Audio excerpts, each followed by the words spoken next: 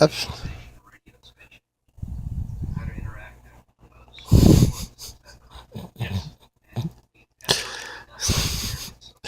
I cannot escape. That's correct. That's why everybody that wants to do it goes to that platform. You're so silly. Restricting them from doing it, and it's a wide open lane. Thanks again, Chairman. Mr. Watts, you've been a U.S. Army infantry officer. You've been an FBI special agent of the Joint Terrorism Task Force, the executive officer of the Combating Terrorism Center at West Point. You've been a consultant to the FBI's Counterterrorism Division and National Security Branch. So you clearly take American national security very seriously. It has been your life's work. So, as you say, the Kremlin disinformation playbook, which we're talking about here, will also be adopted by authoritarian dark political campaigns and unregulated corporations who will use this type of social media manipulation to influence weaker countries, harm less educated vulnerable populations, and hire business challengers.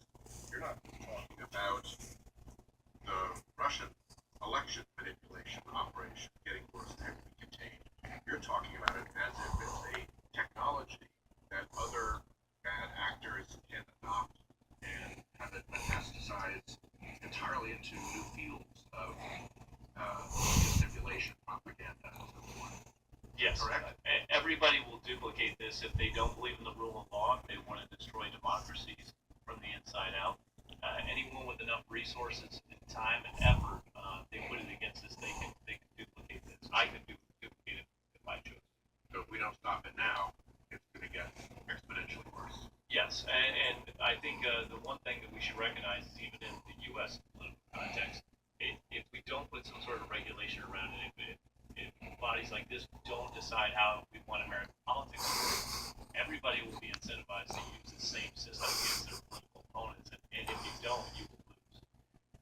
I asked the last panel to offer an opinion on how helpful they thought botnets were on the general spectrum of being a really wonderful thing and a great help to mankind versus a menace. In the context of this particular threat, how do botnets spectrum here?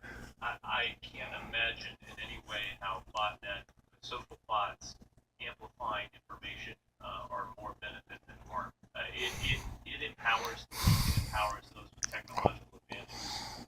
You can spread a message, true or false, worldwide. It is a great tool. The computational propaganda is powerful for two separate reasons. One, it can create accounts that look like you and talk like you, which makes you more likely to believe it.